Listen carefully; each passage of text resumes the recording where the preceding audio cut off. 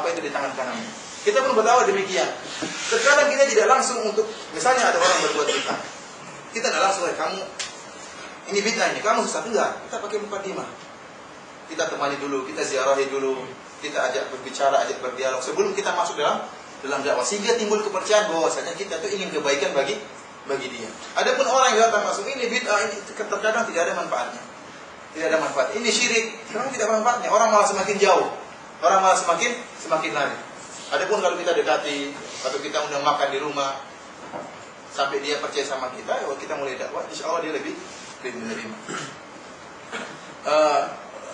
Kata Yusuf alaihissalam, ya sahabat sejini, wahai dua sahabatku yang ada di penjara, arbabun mutafarriquna khairun amillahul wahidul qahhar. Apakah Tuhan yang banyak itu lebih baik daripada Tuhan yang Maha Esa, Al-Wahidul Qahhar, yang Maha Kuasa? Tentunya jawabannya Tuhan yang Maha Esa. Daripada Tuhan-Tuhan kecil-kecil seperti itu, yang meskipun jumlahnya ribuan, tidak ada bandingannya sama Tuhan yang Maha Esa. Ma ta'buduna min dunihi illa asma'an sammaitumuha antum wa aba'ukum ma anzalallahu biha min sultan. Ini dalil Yusuf alaihissalam. Kata beliau, wahai dua sahabatku, sungguhnya kalian tidaklah menyembah Tuhan-Tuhan kalian, patung-patung kalian itu. Yang kalian sembah itu hanyalah sekedar apa? Nama-nama yang kalian buat-buat. Asalnya Tuhan-Tuhan kalian itu adalah patung. Patung yang dibuat di jalan. Kalian ambil, kalian pahat, terus kalian namakan patung fulan, patung ini, patung ini. Asalnya apa? Hanya batu. Kalau kalian disebut dalam sejarah Arab. Ketika orang-orang Arab sedang berjalan, kemudian mereka berkelompok, berjalan rame-rame dalam keadaan safar, dan mereka bawa Tuhan. Satu buah Tuhan. Batu itu Tuhannya itu. Di tengah jalan Tuhannya jatuh. Akhirnya pimpinan rombongan mengatakan, stop dulu, teman-teman, stop dulu. Iltamisu rabbakum, cari dulu Tuhan kalian. Sesungguhnya kita kehilangan Tuhan kita. Akhirnya mereka berhenti nyari Tuhannya hilang.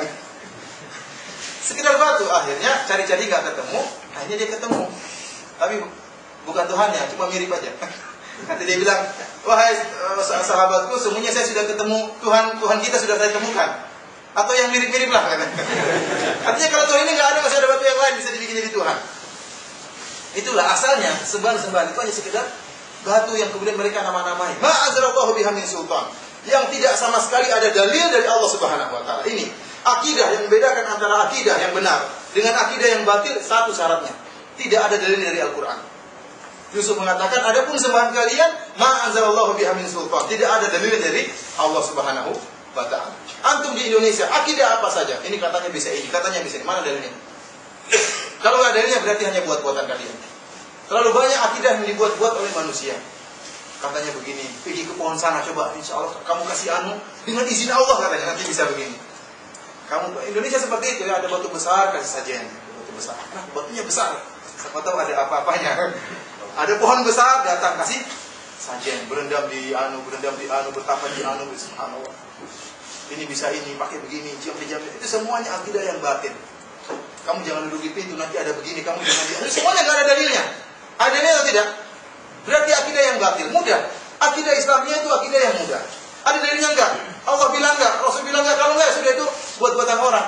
Akhirnya apa? Orang yang hidupnya terikat dengan primbon bingung. Jangan begini, nanti salah. Jangan begitu, salah. Mau begini, lihat dulu.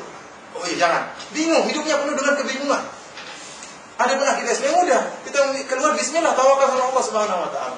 Yang Allah ajarkan kita ambil, yang diajarkan oleh Rasulullah kita ambil, yang tidak ada kita tidak gunakan. Jadi mudah. Kita bedakan antara akidah yang benar dengan akidah yang batil sebagaimana dijelaskan oleh Yusuf alaihissalam. Akidah yang benar itu apa? Ada dalilnya dari Allah Subhanahu wa taala. Inilah, lihat bagaimana dakwah Nabi Yusuf alaihissalam. Nabi Yusuf alaihissalam tatkala ada kesempatan dua orang ini datang kepada dia, dakwah yang pertama kali beliau tegakkan adalah dakwah tauhid. Dakwah apa? Tauhid. Kita pun kondisinya seperti sekarang ini, lihat Indonesia kesyirikan di mana-mana. Kalau Mas mau tanya tentang jenis-jenis kesyirikan, tanya Ustaz Abdullah Zain itu. Tesis dia S3 tentang model-model kesyirikan yang ada di Indonesia. Saya bilang saja sekarang dukun Indonesia berapa jumlahnya? Banyak, tak terhingga. Banyak. Dukun tidak malu-malu sekarang. Dukun paranormal. Paranormal ini paranormal luar biasa. Anda yang ingin istri cantik silakan datang ke saya. Anda ingin punya harta Anda lancar silakan datang ke saya. Padahal dia juga orang miskin, istrinya juga jelek. Seperti itu. Sekarang orang tidak malu-malu. Orang bos mau majalah ini banyak sekali. Kalau dukun Indonesia 1 juta, dukun Indonesia saja 1 juta. Coba tuh 1 juta nggak tahu, mungkin lebih ya, Allah alam. Taruhlah 1 juta. Kalau setiap orang diikuti 2 orang ini sudah berapa yang musyrik? Diikuti 5 orang sudah berapa yang musyrik? Pada kata Rasulullah SAW, man ata arrafan, man ata kahinan, aw arrafan, fasadaqa bima yaqul faqad kafara bima unzila ala Muhammad. Barang siapa yang datang kepada dukun atau paranormal dan membenarkan perkataannya, maka dia telah kafir kepada Al-Qur'an. Belum jimat-jimat. Indonesia kesyirikan banyak. Budak saya kesyirikan. Saya punya cabang di Malaysia, punya cabang di Singapura. Benar ini, saya ketemu teman-teman saya dari Malaysia, ada di sana ada thariqah gini. Dari mana? Pusatnya di Indonesia. Singapura juga, ketemu ada thariqah gini-gini. Pusatnya di Indonesia. Subhanallah, saking ramenya sampai punya cabang-cabang. Kemudian belum lagi ternyata madrasah-madrasah agama yang mengajarkan kesyirikan. Orang sekarang baru belajar dari ma'had, belajar dari pondok keluar, Mas ajarin dong ilmunya. Ilmu maksudnya ilmu pelet.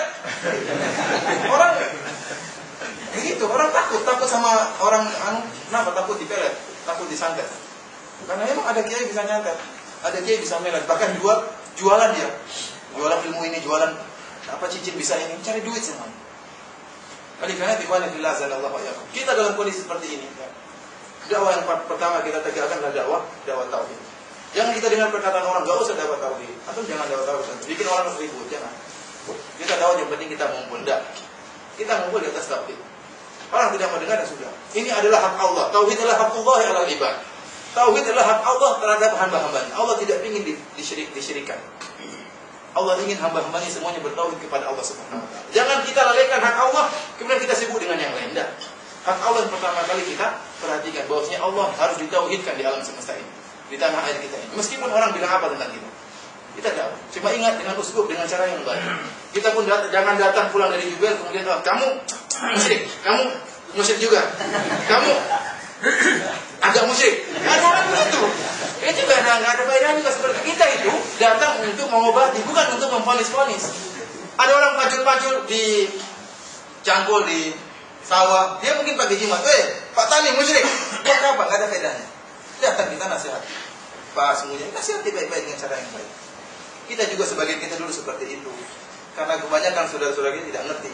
Kebanyakan saudara-saudara kita hanya taklid, ikut-ikutan kepada kiainya, hanya ikut-ikutan kepada orang tuanya, kejawen dan macam-macam, ikut-ikutan nggak ngerti. Makanya kita tatkala pulang jangan kita memakai uslub yang kasar, pakai uslub yang baik ya. Oh kita sudah sangat, sudah jenggotannya sampai dada, kemudian sudah celananya di atas mata kaki, kemudian musyrik bid'ah. Orang takut seperti itu. Tidak pernah salam, tidak mau salam, enggak benar sebenarnya. Sebab bagaimana kita bisa mendakwai seorang? Kita salami dulu. Salami, ajak ngobrol, baru dakwahi. Kalau kita nggak mau salam, gimana mau dakwahinya? Kalau kita nggak mau salam, gimana dakwahinya?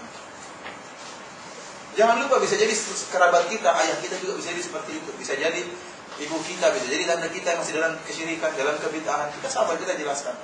Tidak paham kita telah bertahap, setahap demi setahap. Sekarang mungkin bertahun-tahun baru dia bisa sadar. Sabar, jangan terburu-buru.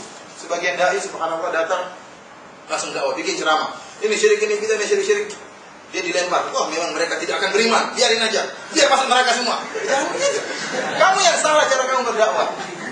Apa kata Abdullah bin Mas'ud? Ma anta bimuhaddithin qauman hadithan la tablughu uquluhum illa kana li ba'dil fitnah. Kata Abdullah bin Mas'ud, tidaklah engkau menyampaikan suatu hadis Nabi yang tidak sesuai, tidak masuk dalam nalar orang-orang, kecuali akan menimbulkan fitnah.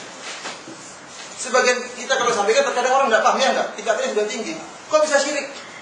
Kenapa bisa syirik? Saya ke kuburan minta kepada wali, kenapa bisa syirik?